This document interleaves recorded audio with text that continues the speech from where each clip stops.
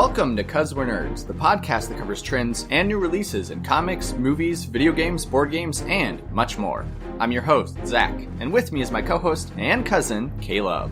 Hey everyone! Thanks for joining us in our current series, Road to Marvel's Infinity War, where we will be discussing each MCU movie in release order, all leading up to Marvel's Avengers Infinity War, coming out this April.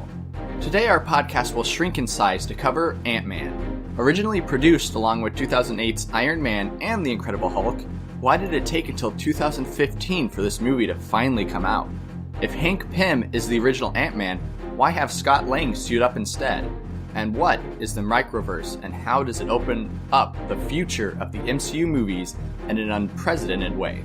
Find out these questions and much more on 'Cause We're Nerds, Road to Marvel's Infinity War, Ant-Man.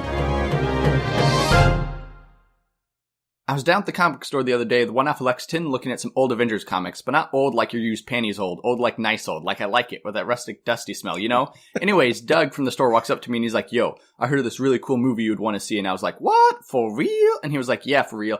I was at home eating popcorn because that's my favorite snack, and I got a text from a girl, Sarah, who said, hey, I'm watching this movie about a man, an Ant-Man. And he was like, wait, like an ant who's a guy? And she's like, no, like a guy who's an ant. He's like, makes sense. So she texted him to approach me at the comic book store, and I was like, wait. So Sarah saw this movie about a guy who's an ant to text you to approach me looking at Avengers comics to talk to Caleb to cover this in our podcast, and he was like, yeah. That was amazing. Best parts in the movie by far. Yeah, wow. What a way to start.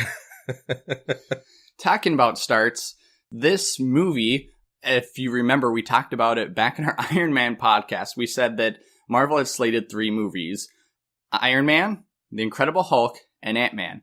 We got Iron Man and The Incredible Hulk in 2008. Why did it take until 2015 for Ant-Man to finally come out? Well, Zach, this movie is probably the definition of troubled development. We did talk about it way back in our Iron Man episode, but this actually goes way back to the 80s. Wow, that far. Yeah. Basically what happened was Stan Lee tried to pitch the idea in the 80s, but at the same time, Disney was developing their classic Honey, I Shrunk the Kids, right? And because of the similar concept, nothing really ever took off with the Ant-Man side of it.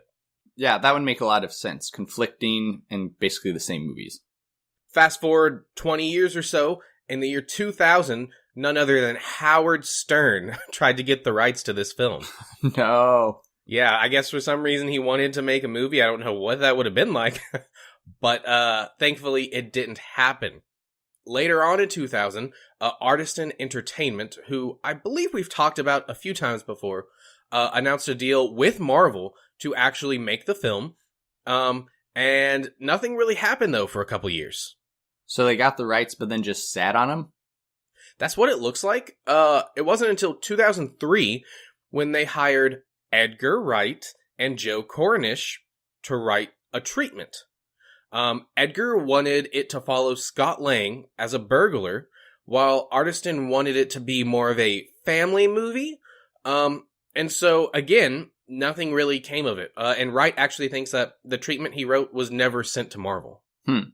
But they were very interested in the idea of making this movie. So the next year, in 2004, they went straight to Marvel, and Wright and Cornish pitched their script treatment to Kevin Feige himself. And he said, well, 2 years later, they were announced to direct and co-write under that same deal as Iron Man and The Incredible Hulk. So I guess Kevin Feige liked the idea. However, they wanted to do, at this point, a story that included both Hank and Lang. It's good to note here that Hank Pym has a very troubled past. He's probably not a character you want to put as your main lead, just because of in the comics, he had a lot of issues with abusing his wife.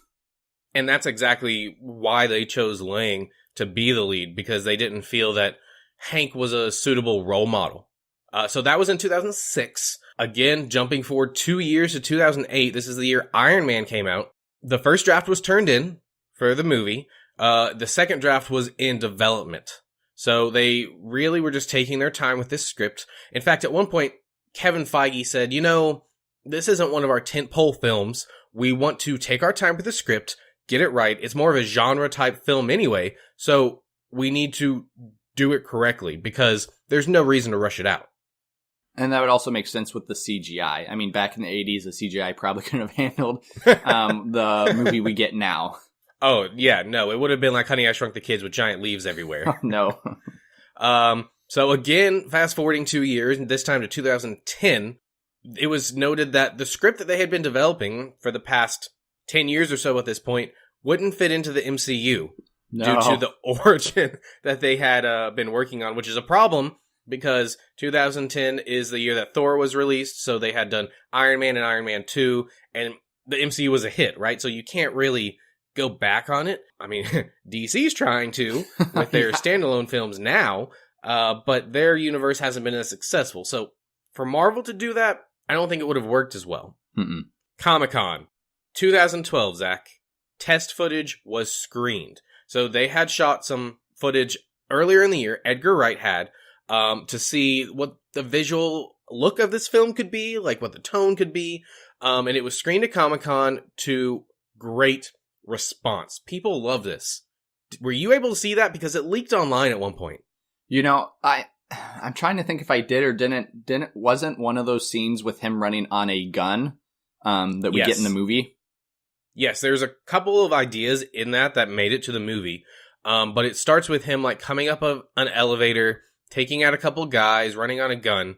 And the version that we saw wasn't great quality, so it was hard to tell what was going on. Sure. But from my view, it looked great.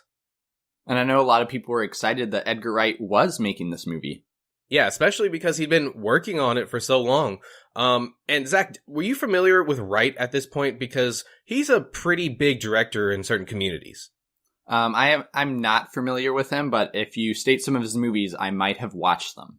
So he is famous for such films as Hot Fuzz and Shaun of the Dead. Okay, yes, then I know who he is. Yeah, he's got that very high energy kind of directorial style that I think would really fit a heist movie in Ant-Man. And so that's part of the reason people were excited. It was also at that same Comic-Con that they announced, yes, this film would be happening, even though it's 6 years later from their original announcement that they would be doing it. And they set a release date in October. At that time, it was November 6th, 2015, which would ultimately be moved to the summer of that year, but that is the year that it did come out. But the final director we get is not Edgar Wright. That's right. Edgar Wright did go into pre-production on this, and he worked a lot. They did, I think, 5 different drafts, all said. They worked it into the MCU, and shooting was scheduled to begin in 2014.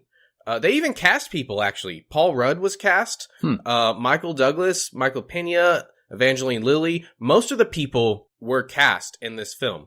And remember, it was scheduled to start shooting in August of 2014. Yep. Wright left in May of 2014. Did he give a reason for why he left? Yeah, they did the typical thing. Him and Marvel both said creative differences, right? Okay, but what was the real reason he left? Well, I think in this case it was creative differences, really. Okay. Wright writes all of his films, no pun intended. He writes and directs them, so he has a lot of control. And he has a very unique vision for all of his movies. And because the MCU had become its own thing at that point, his vision didn't really fit into the MCU's vision. So he said, goodbye, Marvel? Yeah, I mean, there were some things that happened. Like, at one point, Marvel wanted to write a draft without him. And he said, that's kind of like taking your baby away from you. You know, like, you're not as invested in directing the film anymore if you haven't written it. That's understandable. Right. And so they said, look, this isn't working out. Wright's not getting to make the film he wants to make. Marvel's not getting to make the film they want to make. So he departed, fairly amicably, I believe. But when he did, most of his crew left as well. And so this kind of put Marvel in a predicament, seeing as they were just starting to shoot just a few months later. Yeah, and that's when they brought on Peyton Reed. I've seen in a couple interviews that Peyton Reed expressed how excited he was to actually helm Ant-Man, even though it was basically somebody else's project, right? And he was brought on last minute.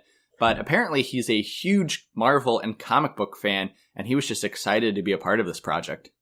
Yeah, so he came in, and there were several other contenders for this as well. All of them are kind of comedy directors. So the one that actually did work on the project a little bit as a scriptwriter is Adam McKay. He's done Anchorman, Talladega Nights, Step Brothers, and then some of the other people were Ruben Fleischer, who did Zombieland, Rawson Marshall Thurber, who did We're the Millers, Nicholas Stoller, who did Forgetting Sarah Marshall, and David Wayne, who did Role Models. So all of which very comedic directors. So when Peyton did come in, Adam McKay came on with him, and they rewrote the script. And so this is where there's questions about what Wright did and what they did. Because I know some of what Wright did is still left into the movie, and as well as his name does appear in the credits of the movie. Right. They said that if you compared the scripts side by side, they're very different, but they have a lot of the same ideas. Supposedly they kind of built off the structure that Wright did, which makes sense because, he wanted Scott Lang following Hank Pym as a mentor, which is what we get in this film. And so they kind of moved things around, changed characters, added characters, but supposedly it's a fairly different script. And so Peyton Reed, I guess after rewriting the script, took to directing, and the rest is history. Yeah, they did make that August start date, so he came in, and he wasn't hired until June or July. I think it was June, actually, so he had 2 or 3 months to prepare before he started shooting this massive movie. But yeah, and then it went off without a hitch.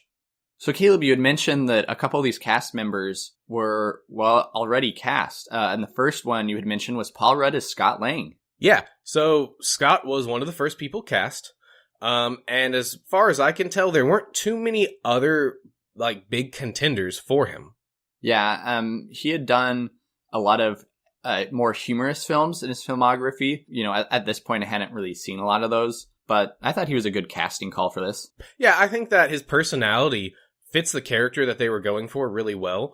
I don't know a lot about Scott Lang as a character, but from what I've seen, he's very similar. That's right. Now, another member I do know a lot about is Michael Douglas, Dr. Hank Pym. Were you familiar with Douglas's acting career?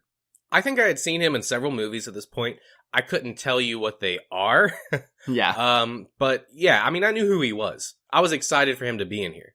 And it's a lot of the movies from the 80s and 90s, right? And so I mainly know him from a movie, Falling Down, but he's also famous for his work in Wall Street, not the Wolf of Wall Street, but the original Wall Street, as well as Fatal Attraction. Now, Peyton Reed, I heard, wanted Michael Douglas not for this role. He wanted Steve Buscemi. And unfortunately, there were scheduling conflicts. A couple other people who were up for this role were Sean Bean, but then Hank Pym would have to die, so if that didn't work out. Pierce Brosnan, as well as Gary Oldman, were also up for playing Dr. Hank Pym, but it eventually did fall to Michael Douglas. Interesting. I think out of all of those, aside from Douglas, I would have liked to see Gary Oldman. I know, it would have been a very interesting choice, and I think he would have done really well.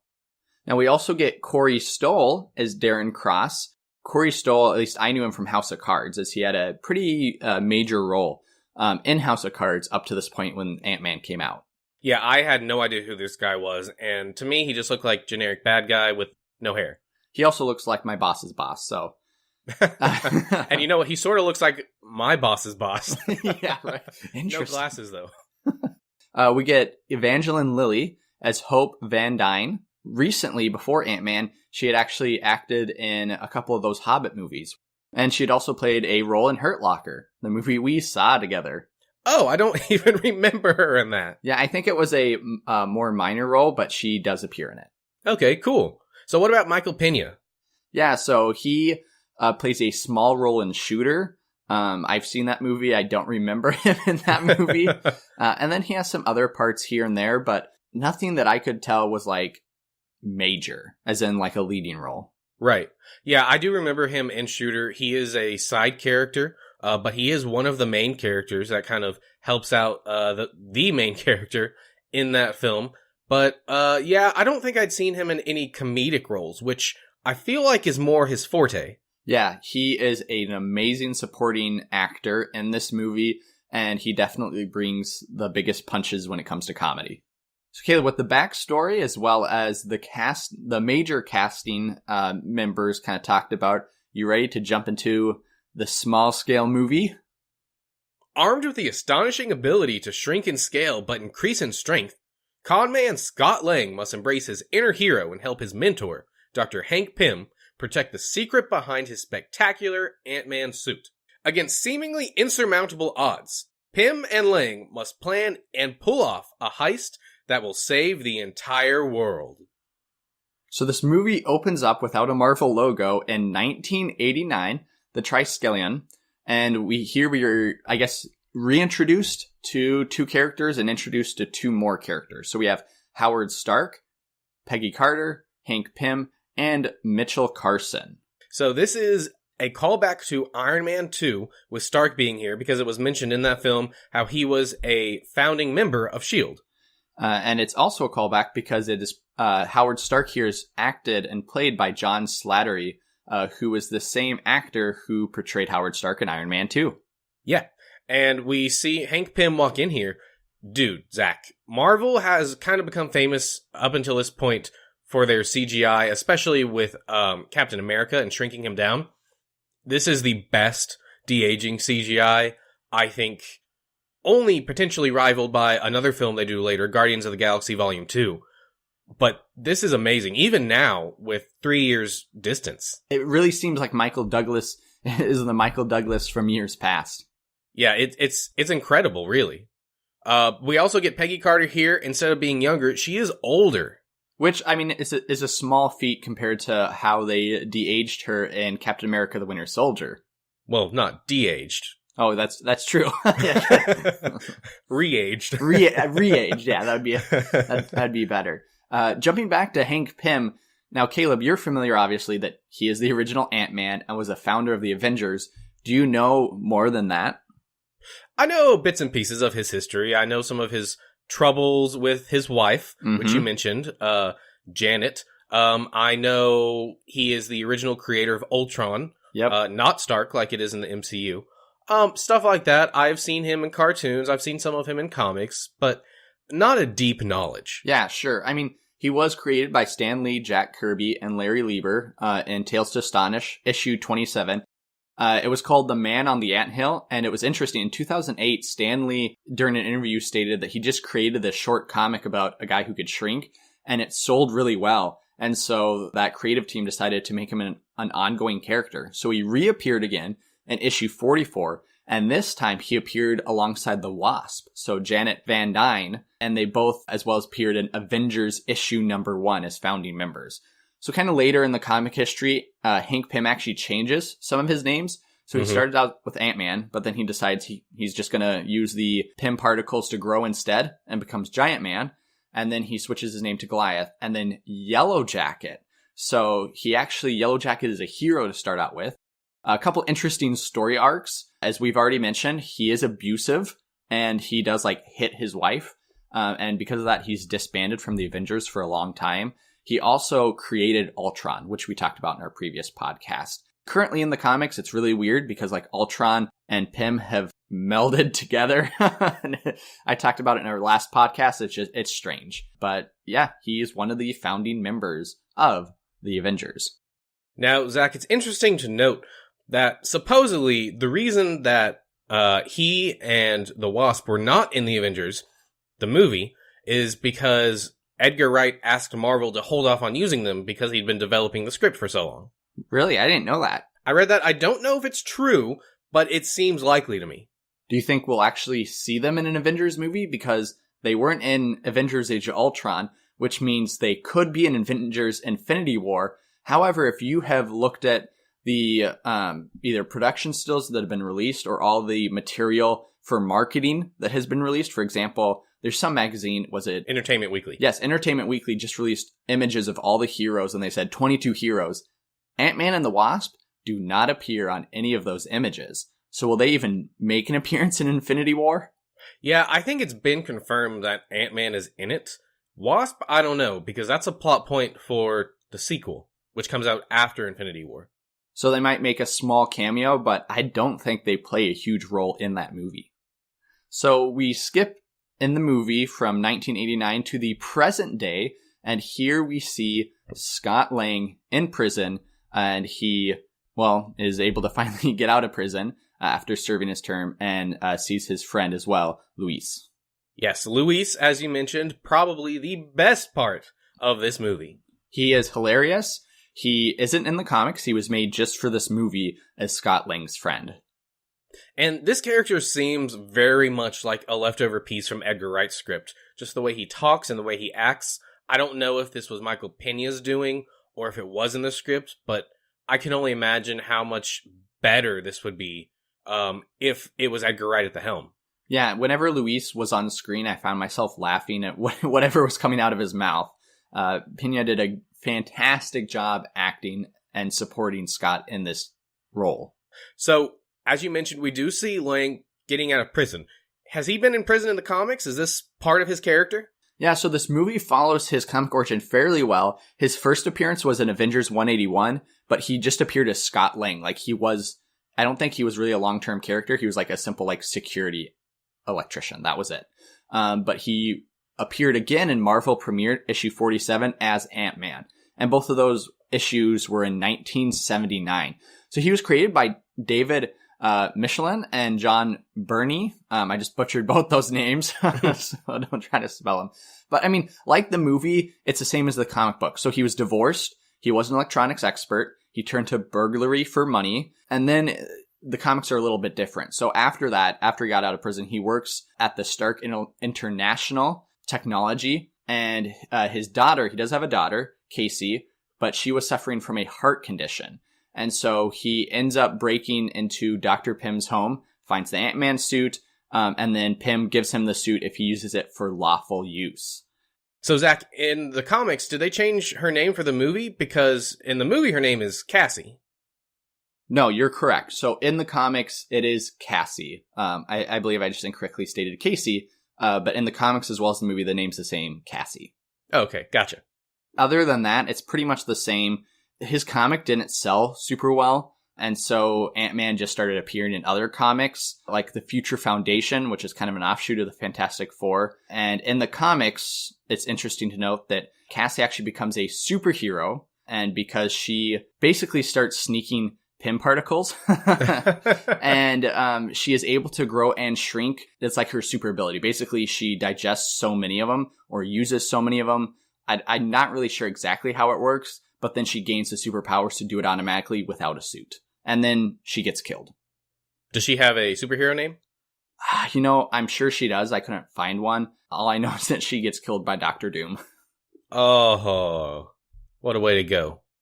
Well, after being in prison, Scott Lang decides to find a job, and he lands a job in Baskin-Robbins. Now, the reason I mentioned Baskin-Robbins is actually this wasn't the first restaurant that was in the film. Apparently, it was going to be Chipotle, but they didn't want the negative publicity. And I believe there was another couple restaurants they were going to go after that. But Peyton Reed actually decided on going with Baskin-Robbins because he thought the bright colors would be a funny contrast with the prison garb we saw a minute earlier.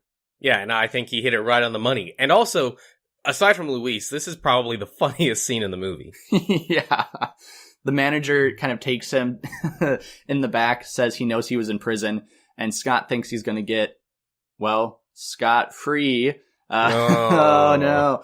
And the manager, basically fires him, but it's like, oh, you can grab an Orange Julius or whatever on the way out. That was hilarious.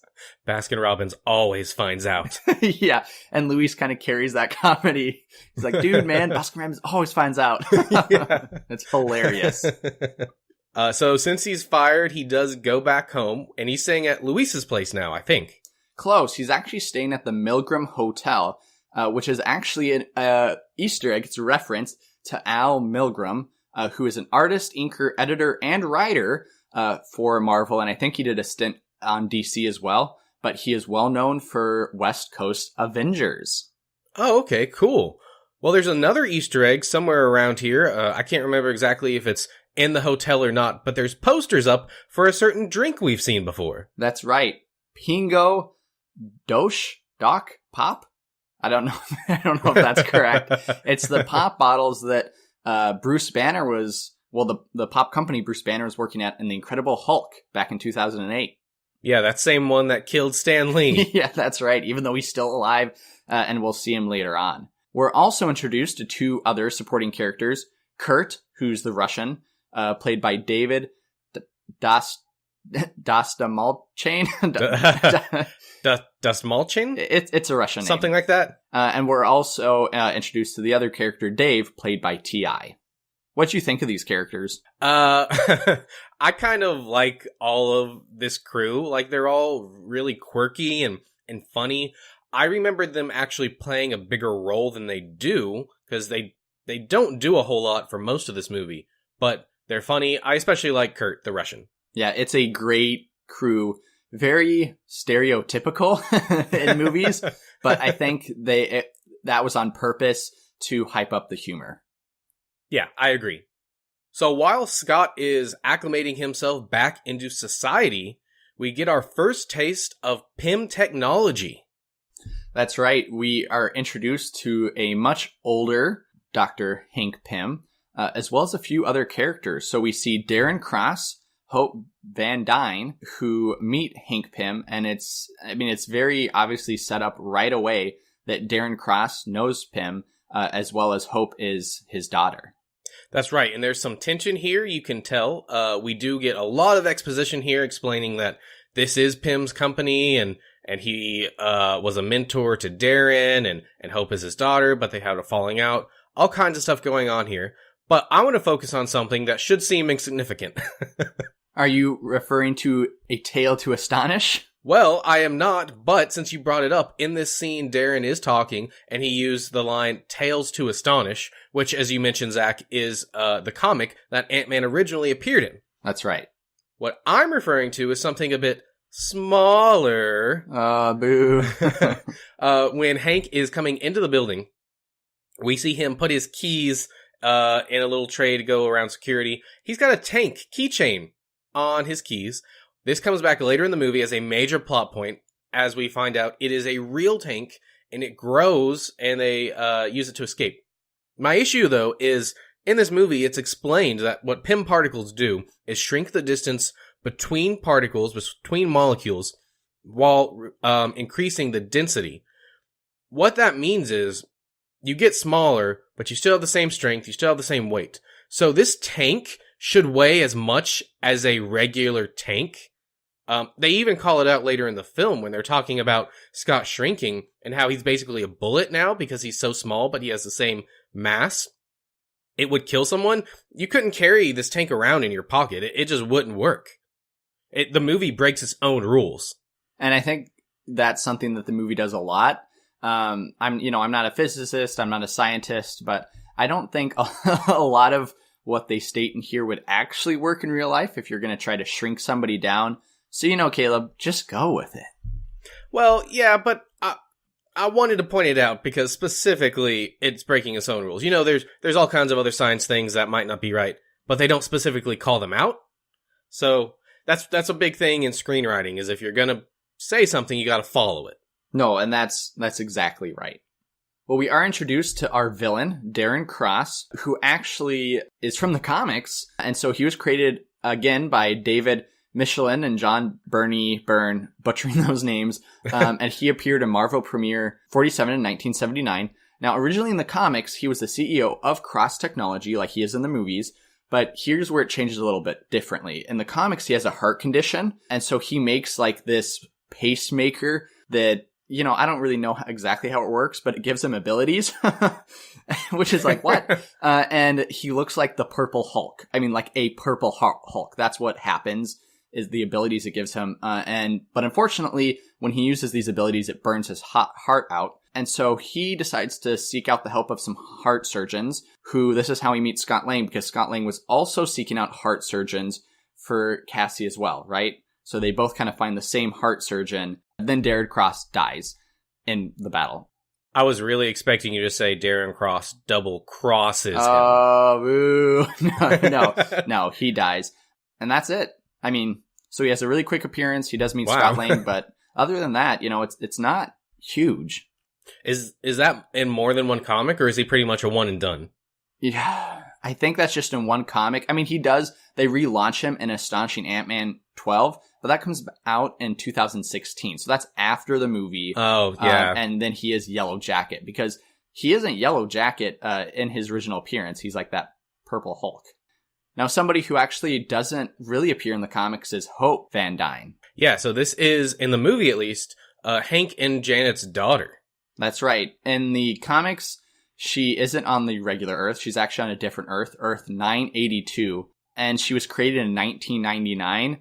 And basically, she's a villain called the Red Queen, kind of an anti-Avenger.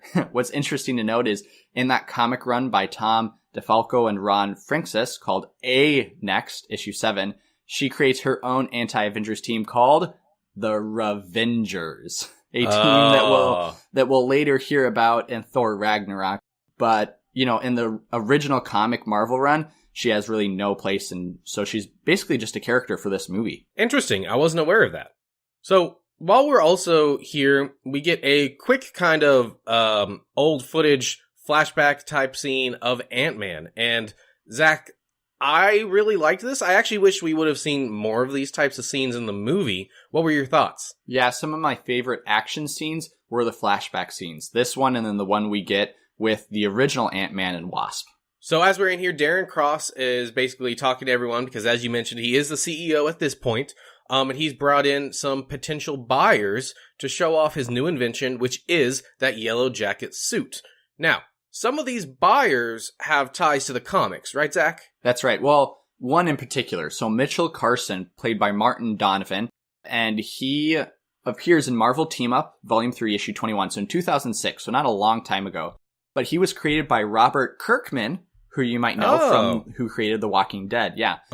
In the comics, he's a S.H.I.E.L.D. agent who he was supposed to get the Ant-Man suit when the third Ant-Man, Eric O'Grady, got the suit. And anyways, basically he ends up getting his own suit as well, torturing Eric, and then Iron Man comes in and captures him. So he makes this brief appearance with the third installment of Ant-Man, gets his own suit, and then that's about it. Yeah, and they've kind of taken bits and pieces from each different Ant-Man for this movie and combined them to make more of a singular vision. But it's interesting because at this point in the MCU, this is the only hero, I believe, that has passed the torch to a different person, which has happened a lot in the comics over the past few years. Yeah, we might get some of that torch passing with Infinity War or Avengers 4, but up to this point, you're right. That is the only, and that's the feel of this movie. It's a torch passing movie. Now, in the buyer room, we also get a short reference. Apparently, one of the buyers has a 10 Rings tattoo on his neck, bringing in the 10 Rings terrorist organization from the Iron Man movies. And at one point, it's also mentioned, I can't remember if it's in the movie or if it's behind the scenes, that Mitchell Carson, this character, is Hydra. He was a S.H.I.E.L.D. agent, and now he's Hydra, and that most of these other people with him are also Hydra. So even though they've taken out Hydra, and even though Strucker has fallen, they're still out there. That's right. Hydra is always operating. Cut off one head, another will grow. Hydra always finds out. Like Baskin Robbins.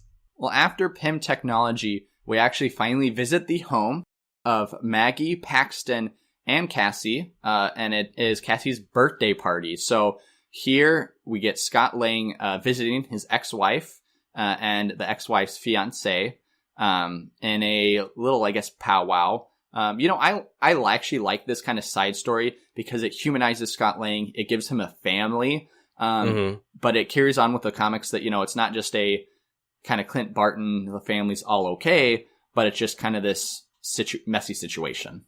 Yeah, and I think that this is a driving force behind the film. Even though these characters aren't in it a lot, it's the entire motivation that Scott has. It's the reason that he wants to kind of turn over a new leaf and not do thieving anymore. Which, by the way, I'm a little confused on that. We can probably talk about it a bit later. His big crime that he was put in jail for was basically distributing money back to people that it was wrongfully taken from. But he also seems like he's been doing thieving for a really long time. So they try to strike this weird balance between he's kind of a redeemable character, but at the same time, no, he knows what he's doing, which implies he's done a lot of irredeemable things. which I'm pretty sure is actually the title of an Ant-Man comic, Irredeemable Ant-Man. Yeah, I mean, he's no Robin Hood character. He has taken money for himself, but like you said, Caleb, they try to redeem him in small ways. He's likable enough where I don't think that really necessarily needs to happen, because by the end of the movie, you're definitely rooting for Scott Lang. Right. But here in this scene with his family, I do love, well, love may be a strong word. I do like this stuff. Yeah, it's good relationship building and character development as well. Talking about character development, we just have a few random scenes thrown in here for character development, and we eventually end up with a heist happening in Pym's house. So basically, Scott Lang, we see a small scene of him in the van trying to add up his money, and it's clearly he's not going to be able to ever pay child support and visit his daughter, which is that driving force, and which his ex-wife Maggie basically said, you're going to have to start paying child support before you can actually see your daughter. So him and the gang decide to conduct another heist to get some money. Yeah, they break into the house here, and he makes it all the way through. He finds this crazy safe. He's able to break it open through some ingenious means. He freezes it. And inside he finds what he thinks is this old motorcycle suit, but what is actually the Ant-Man suit. The heist proves that Scott Lang is smart, right? Because there's he comes up against a couple barriers, but he has to overcome them. So it shows that he's not just a dumb superhero with an Ant-Man suit, but he's actually an intelligent individual. And there's actually a line in a scene previous to this where he states he's got, I believe, a master's in electrical engineering. That's right. Which plays into this because you see him creating like some tech stuff for this heist.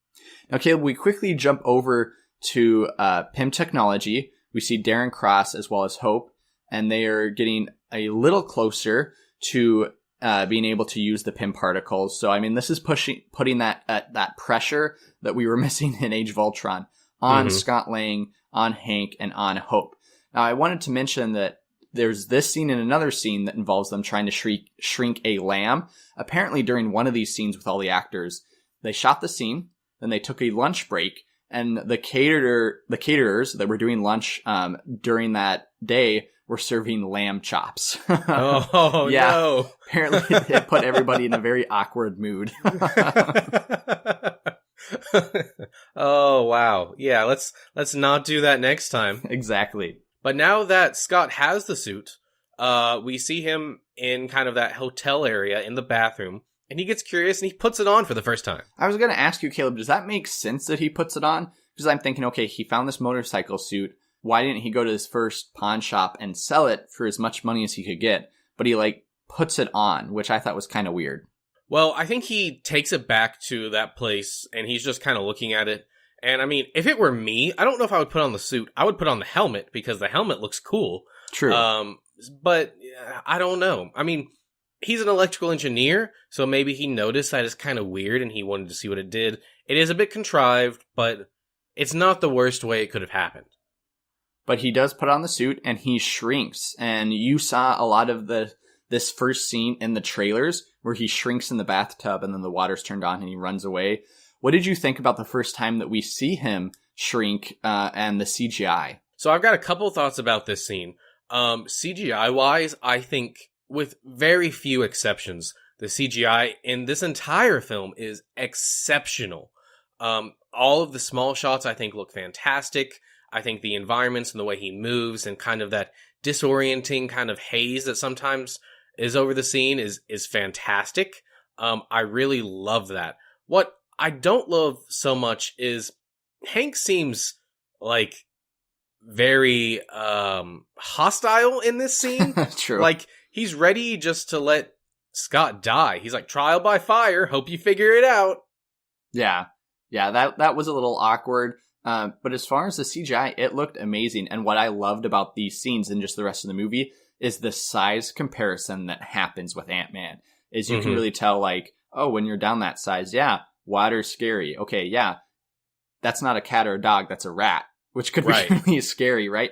And that's something actually the comics didn't sell really well because apparently Stan Lee stated he told his artists that they needed to draw and scale Ant-Man like that so that it looks interesting, but that they would just draw him on a table and then zoom in really well. So he just looked like a normal superhero versus how this movie does great size comparison. And I think that probably improved with time as well. It does. We actually do get a cameo during this scene because Ant-Man falls onto the roof of a cab and then re-enlarges again. And the cab he falls on belongs to the actor Garrett Morris, who is an actor / comedian, but he first portrayed Ant-Man actually on an SNL skit, the first time Ant-Man ever appeared on TV or film. Yeah, have you seen that skit? I haven't. Is it funny? Oh, you have to go look it up. It's great. I think it's from the 70s, so it's a bit aged, but yeah, there's like a whole party with Marvel heroes and they're all there. It's very funny. Okay, I'll have to go look it up after our podcast. So this whole shrinking experience freaks out Scott, and he decides to try to break back into Pym's house and leave the suit there. But when he does, he gets caught by the cops when he's, it's funny. He gets caught when he's trying to return it, not when he's trying to steal it. And they take him to jail. Yeah, and we later find out that it was Hope who called the cops on him, because originally you think, okay, why did Hank call the cops? But it was Hope trying to undermine him. And he's in jail, but Hank basically visits him in jail as his lawyer, tells him what's up, and then gives him a second chance and gives him the suit. Now, Caleb, during his escape scene, ants deliver the suit, and then they lay it in front of him and they start making a 10-second timer to count down. There is no way that Scott Lang put on this suit. He has, it's like 9 seconds. We flash away, we flash back. He has 4 seconds and he has the complete suit on. I dare you to try to put on like a motorcycle, full body suit and helmet in 5 seconds. Not gonna happen. It takes 2 or 3 seconds just to put a pair of shorts on. I mean, right. Yeah. And this actually happens later in the movie as well. When Yellow Jacket appears for the first time, he puts it on in all of like 3 seconds. So, but what I do like is here Ant-Man then escapes. And we meet a couple of the ants that he, I guess, work with. He meets a couple of ants. There's nothing much there. What did you think of the sound effects? I love the fact of how they emphasize sound in this movie. So, for example, when we get the ants that could fly, it's like the sound of helicopter wings. And so it makes you feel like you're embodying Scott Lang's size as well. Yeah, I think that the sound design in this film is really, really good. I think that they utilize it really well. And since we're talking about sound, later in the movie, when Yellow Jacket does finally show up, the lasers that he shoots apparently use the same sound as the AT-ATs in Star Wars. They do, which they're able to do since Disney owns both Star Wars and Marvel at this time. Yeah, taking over the world. One movie at a time. During that escape scene, we also get a small reference to Age of Ultron, specifically Sokovia. Ant-Man lands on a newspaper, and if you watch, the newspaper says, "Who is to blame for Sokovia?" which is obviously pointing towards Civil War. And there's also another Easter egg to Age of Ultron in the scene after this, where Hank says, "No, the Avengers are just going to drop a city out of the sky." Yeah, that's right. They mention the Avengers a lot, because when he's first captured, he's like, "Well, why don't you get the Avengers in on this?" So yeah, I love all those references. Yeah, and I actually think those are needed. When you start doing some of these other hero characters, it's a valid question. Why aren't the Avengers just taking care of this? And I think the way they handle it in this film makes a lot of sense. It's not their problem. Hank actually has a grudge against them. He doesn't even want them there to begin with, so it avoids those questions altogether. Yeah, Hank is kind of this old, crudgeony man in this film, but it works out really well. Well, after this escape, he is able to make it back to the house. Well, he faints, and then he wakes up in the house with Hope kind of glaring down at him. And through this whole scene, we basically get the knowledge that Hank has set up this entire thing to get Scott to break into the house and to steal the Ant-Man suit. And, I don't know. I don't really like this plan, Zach. It doesn't make a whole lot of sense to me. It's funny because we find out he's the one that started that whole Luis kind of conversation scene, but it's not something that an actual person could do. No. The whole plan of getting Scott into his house just to test him, again, is strange. But the plan I do buy is the fact that Pym wants Scott Lang to go and try to steal the Yellow Jacket equipment, material, and burn the whole building down instead of Hope, because he can't lose Hope. But Scott Lang, he can lose him. He's dispensable. He's expendable. Yeah, exactly, which Scott Lang states himself. And so it's here we get a training montage And like a classic Marvel movie, we see Paul Rudd with his shirt off, like all the men that we have seen. And Paul Rudd actually, like most men in the comic universe, MCU universe, I should say, is that he had to get extremely fit for this movie, and that he actually took gymnastic lessons as well. And apparently he got so fit for this movie that they had to de-pad his suit. Originally it had padding on it to make him look even more muscular. They had to de-pad that because Paul Rudd already had the muscles for the suit. Yeah, and that happens actually a lot in the first movie for a superhero. It happened with Thor. It happened with Christian Bale in that original Batman Begins film. So it's not unheard of. We also get two kind of more interesting things after that montage scene. And the first is we finally get a reveal of the Wasp, kind of Janet's backstory. And I mean, it happens kind of a little later after this training montage, but it happens at Pym's home. Yeah, we find out that basically both Hank and Janet worked for the government, for S.H.I.E.L.D., kind of doing Black Ops type missions, and there's a missile launched, and they had to disarm it. And the only way to get in was to shrink subatomic, which they have to do by turning off their regulator. And they shrink subatomic to get through the plates on that missile and disarm it. This is a dangerous thing, Zach. It's not just like shrinking smaller. That's right. You can eventually get lost. And I mean, what that scene does is A, it sets up for the final scene where Ant-Man will shrink. But B, it introduces the quantum realm. So Caleb, what is the quantum realm? So the quantum realm is in the comics something called the microverse. They can't call it the microverse in the movies because of certain rights out there. I don't know what specifically they are, but they're not allowed to call it that in the movie. So they were talking to a physicist and he said, hey, let's call it the quantum realm to add some more weight to it. But basically this is almost like another universe within our universe on the subatomic level. When you watch the movie, it makes sense within the movie, but if you look at the greater MCU, I mean, is this pretty big? Because they basically just introduced the fact that there are other realities within this reality, which will be expanded upon in Doctor Strange. And hopefully in future films as well. That's right. Well, after the training session, Scott Lang's last mission, before he's ready for his full mission, is to go to an abandoned compound in the upstate New York, which was just reinvigorated and turned into the Avengers headquarters. And it's here he's trying to steal a piece of equipment and runs into the Falcon. I don't know about you, but I remember watching this in theaters and I was shocked that the Falcon, I had no idea. I went into this movie blind, not knowing anything. So I was shocked to see that the Falcon actually made it into this movie. I would have been shocked if it wasn't for an international TV spot that spoiled this. They'd made it like very close to the release. And for some reason, some person decided, hey, let's spoil a surprise. And they put like this useless shot of the Falcon in the TV spot.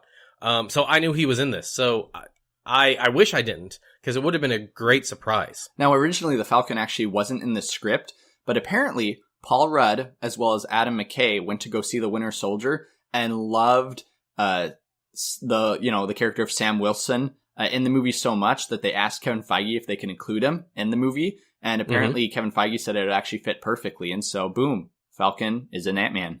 Yeah, and it's great. It allows them to create a connection to the Avengers, which they exploit the following year in Civil War, and I'm sure will continue to exploit in future movies as well. Well, after the success of that mission, we return back to Pym's house, and we see that Darren Cross is finally here. Now, kind of throughout this movie, you get the sense that he's a villain, but I feel like it's here that he makes his big turn where you really get the sense like, oh man, like Darren Cross is not a good guy.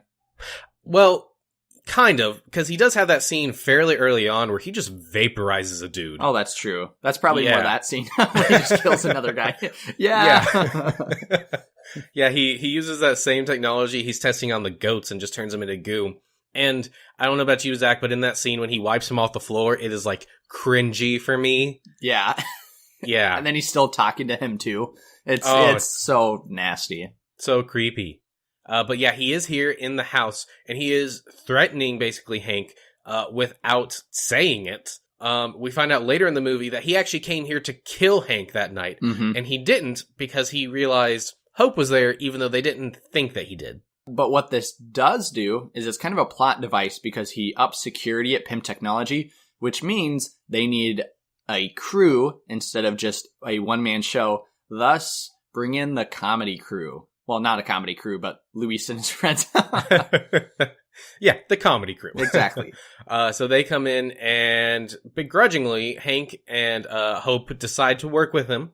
And they come up with this whole plan to break in to the PIM Technologies building and steal the Yellow Jacket suit because Cross is going to sell this to those people at the beginning, and basically Hank is concerned that it's going to cause worldwide chaos when people have this kind of technology. Yeah, and the break-in goes fairly well. I love that Luis is whistling because he kind of makes a joke that he's like, oh, I'm going to whistle. And then they tell him no, but he does anyways. And he is whistling the tune to It's a Small World After All, a ride found at Disney resorts. Yeah, and I mean, it's during this too that we get a side story of Hank Pym as well as the detective Paxton, who's marrying the ex-wife Maggie. And then that involves the comedy trio. So, I mean, it's this kind of convoluted side story, but I guess it's okay because it just adds tension and action to the scene.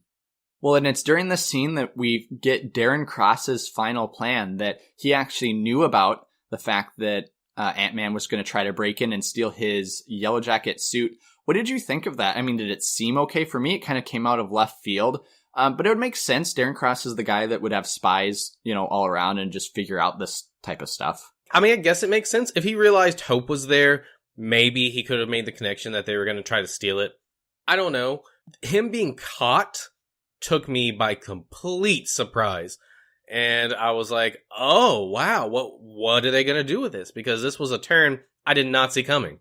Yeah, I didn't see coming either, but it was a great turn, right? It kept the movie alive. But Darren Cross, starts escaping and Ant-Man has to chase him down. We get Hank Pym is shot, and so Hope and Hank have to break out that tank that you talked about earlier. But what we do see is Anthony, the ant that he names, dies, which is like the only death in this movie of a character we care about, but it's devastating. But I will mention this, Caleb. We had talked about how in each movie in Phase 2 has a reference to Star Wars and that somebody loses a hand. Age of Ultron we didn't mention, but Claw loses his entire arm, which is that reference. Mm-hmm. Here in Ant-Man, it's considered to be Phase 2, but we don't get a person that loses a hand.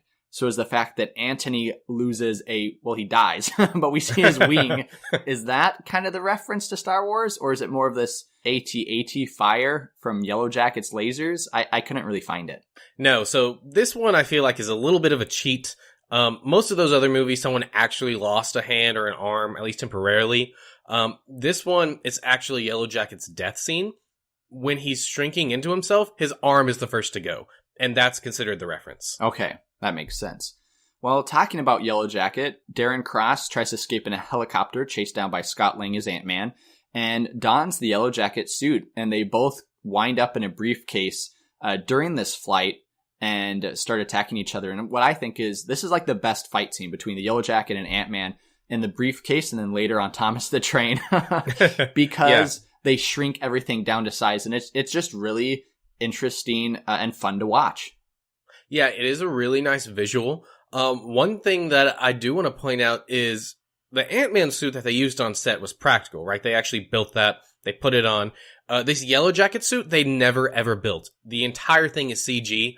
I think you can tell. It's not terrible CG, but it just doesn't look quite real. There's something a little uncanny about it. Not in a creepy way, but it would have been nice to see them use a regular suit and just add those kind of legs on the back in CG. I thought it was a really cool suit nonetheless, though. Yeah, the design is really cool. So while they're in that briefcase, it kind of flies out of the helicopter, and I think it gets cut open or something. They basically end up in a pool in someone's backyard. In this funny scene, they get out, which kind of reminds me of that scene in the first Transformers movie when the Transformer comes out of the pool and that little girl is there. Exactly, yes. But they do have this sort of pseudo-ending confrontation where Scott thinks that he's beaten the guy, but then he's also taken away and he can't finish the job. All this to say, Yellow Jacket makes it to Cassie's house, right? And he is threatening Scott's little girl. That's right. So we get our final confrontation at the home with Scott Lang facing Darren Cross. This is the best scene in the movie, besides that comic Ant-Man Wasp small scene we get, comic-y scene. And, I love the humor in this as well. And this was obviously in the trailers when we get them fighting, on the train. They use the blocks. Caleb, I had these blocks growing up that they're building with. So I thought that was kind of funny that they were using those. And then the Yellow Jacket gets on the tracks and the train hits him. And it's like this. It looks like it's huge. And then we see Casey's view and it's just the train falling down. Yeah. I love how they switched between these perspectives.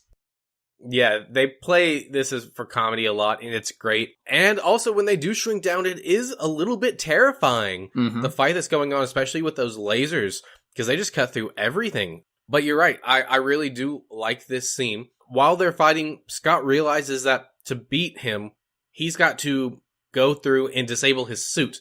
But he can't get in it, and thus, he has to go subatomic. Yeah, so he goes subatomic to destroy the suit within.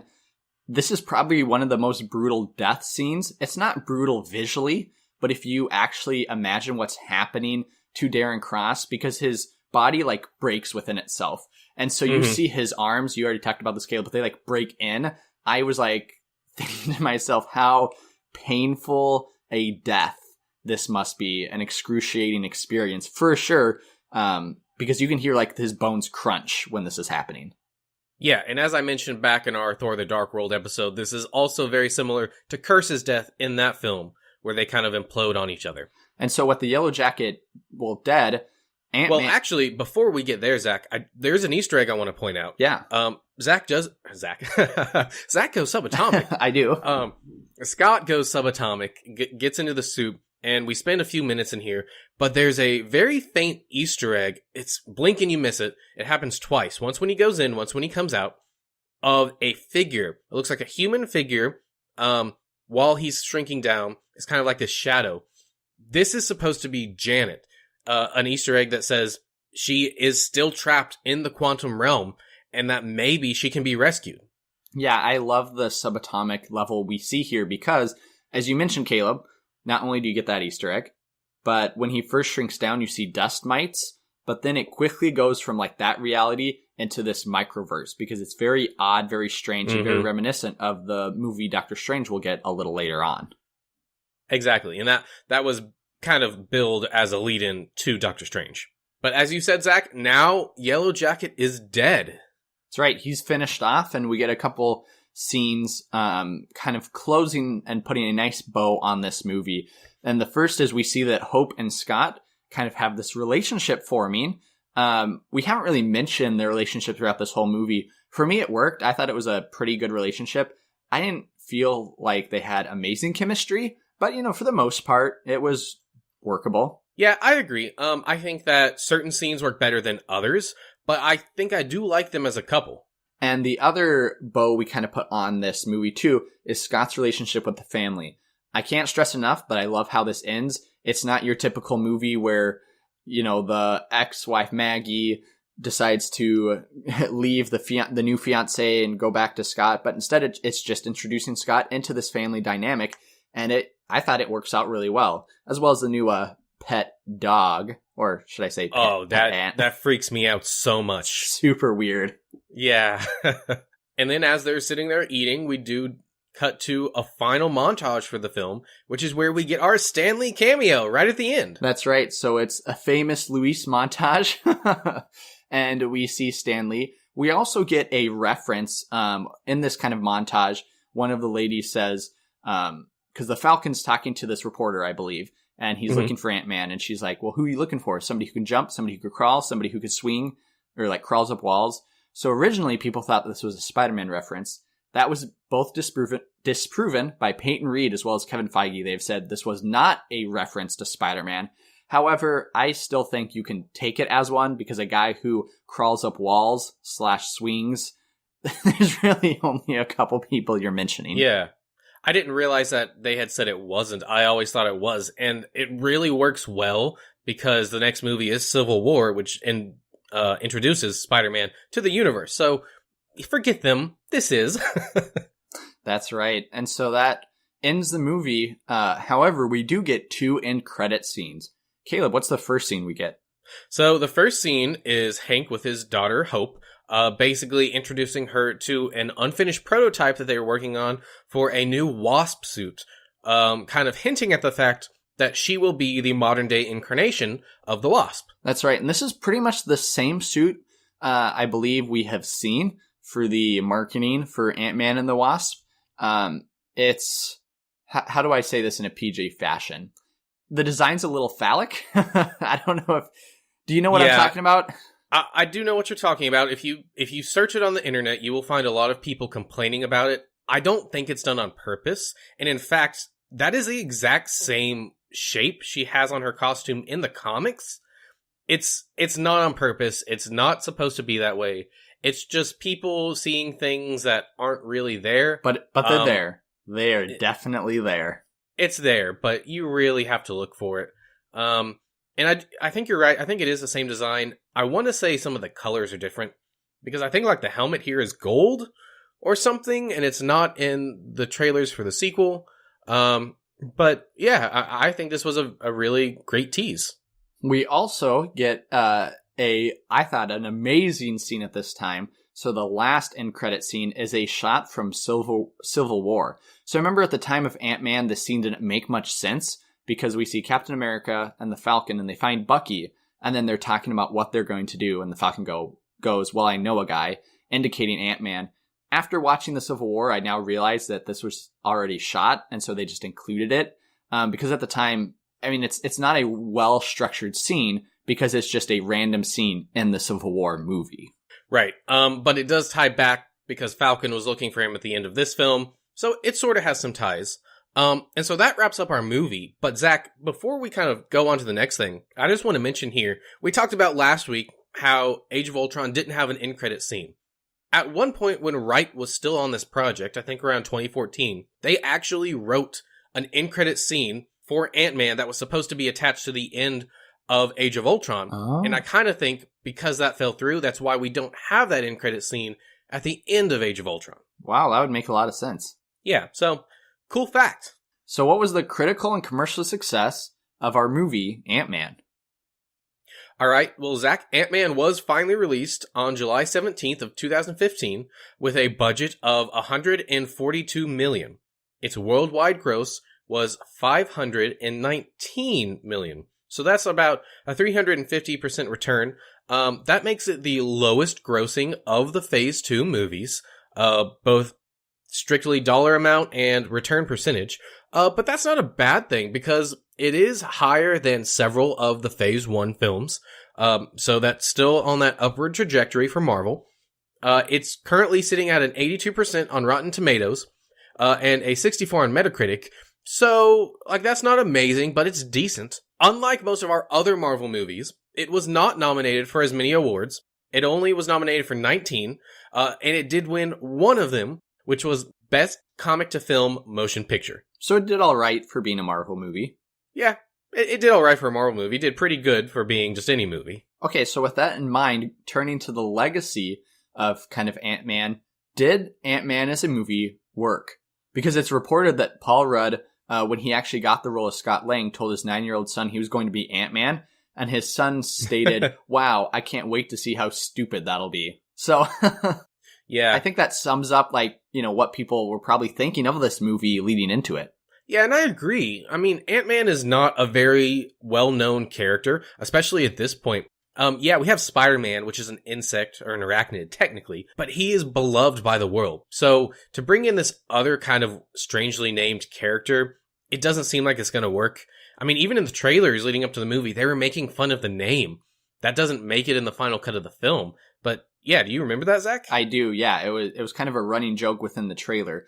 And the comic Ant-Man, while yes, he was a original founder of the Avengers, never sold well itself. So this was a risk taken by Marvel to make it into a movie. Yeah, and, you know, it's very self-contained. It is one of their first kind of genre films, I think. I think Winter Soldier kind of started that trend of being like, oh, each of these movies is a different genre now. That was a thriller. We had Guardians, which is space opera. Then we had a couple that were like I guess Age of Ultron was just a normal. And this is a heist film. So it's kind of early on in that idea. It's also, I would consider it their first straight up comedy. A lot of people would probably consider Ragnarok their first straight up comedy. But this one, I don't know. They're very similar in that respect. But I do think it worked. Yeah, it's pretty close, but I would agree with you. It worked a lot. And not only did it work, but it tied into Civil War, the movie we get the year after, as well as it had some comic tie-ins. So like they relaunched Ant-Man again and introduced a lot of the characters we see in this movie back into the comics. And also, as we mentioned, it does introduce us to other realms in the universe. I don't think of the microverse as a different universe just because it sits inside of ours. It does kind of give audiences time to acclimate to the idea that maybe there are other realities, because as comic book fans, we deal with that all the time. But normal people out in the world, they might not even have that concept. So you kind of have to slowly introduce it, let them acclimate to it before you go crazy like they do in Doctor Strange. Well, and Kevin Feige stated these multiverses and going cosmic is the focus for Phase 4 and beyond, correct? Yeah, I'm not so sure about the other universes, but Marvel is going to go weird for Phase 4 is basically the gist of it. So, cosmic, other universes, whatever you want to do to accomplish that. And with Ant-Man and the Wasp coming right after Infinity War, I could definitely see them going in a very different direction. Not in the movie itself, maybe, but towards end-credit scenes or just with introducing different concepts. Yeah, and I think that would be a good way to go, because we've gotten big stuff. Now let's go crazy. All right, Caleb, so where does this small movie fit into your large list? Well, it's funny you say that, Zach, because my first bullet point talking about this movie feels small. No pun intended.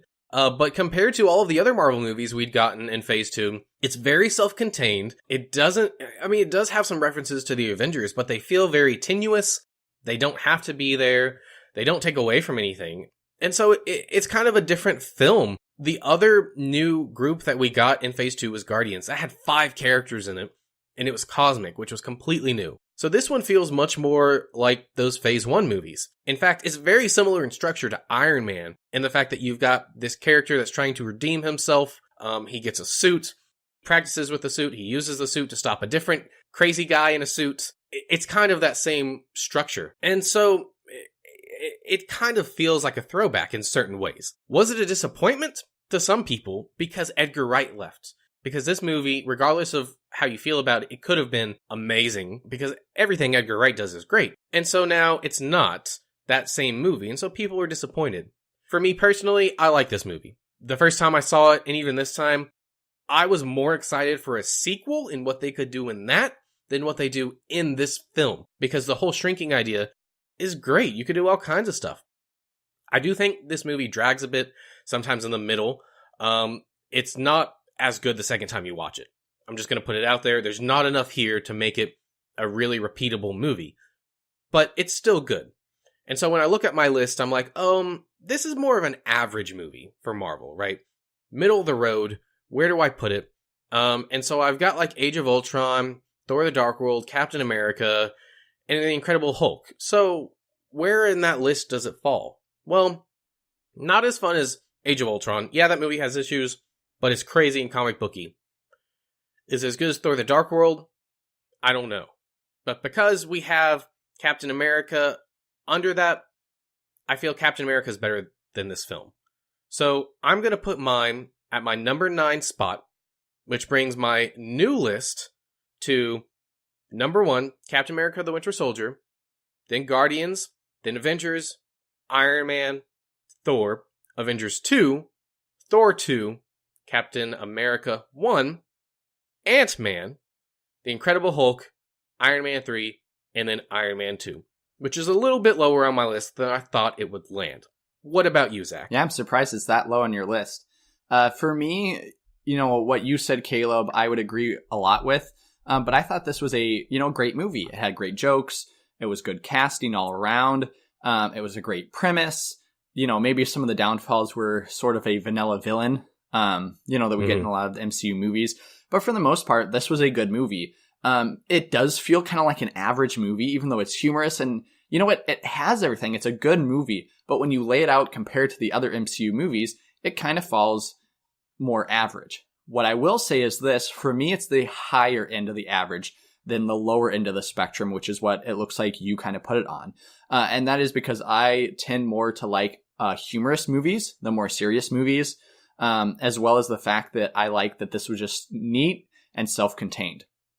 So when I think about Ant-Man as a movie, I would say it's not as good as the Winter Soldier, Avengers, or Guardians of the Galaxy Volume 1, which are my top 3. However, it's pretty close after that because my 4 is Iron Man and my 5 is Captain America.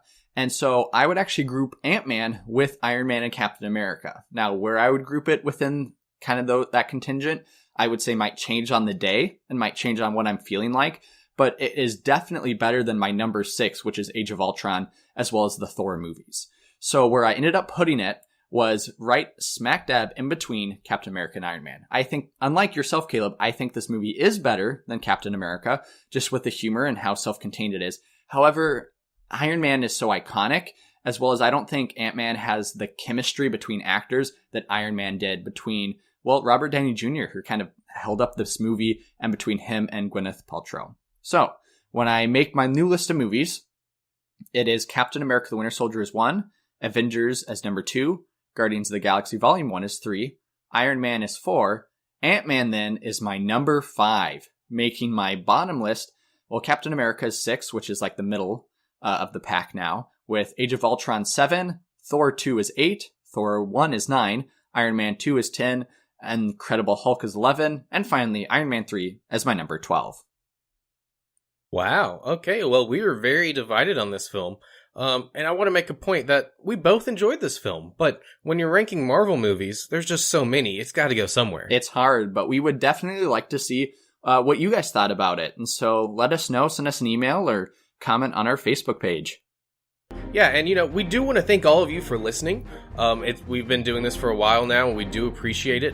And anything that you can do to give us a like or spread the word helps a ton on our side. That's right. We also want to send out a thank you to Taylor Poole, who, why short in stature, is grand in music. Actually, I have no idea what he looks like. However, we do want to thank Taylor Poole Music. So go ahead, jump on over to his site, TaylorPoole music.com.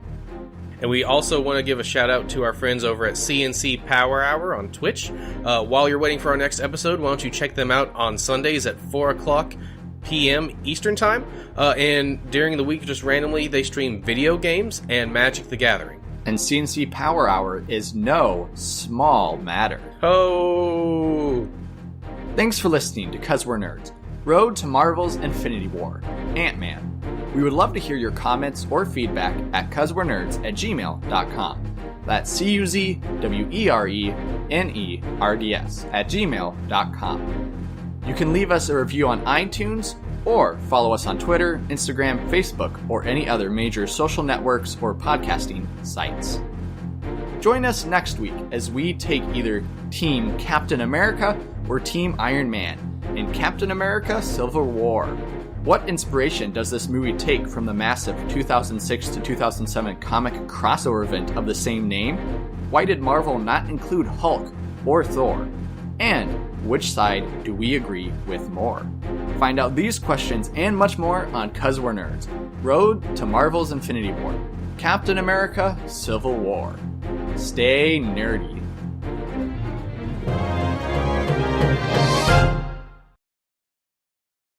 I'm a little Ant-Man. I'm a little Ant-Man. I don't think that's the theme song. But it'd be a good one.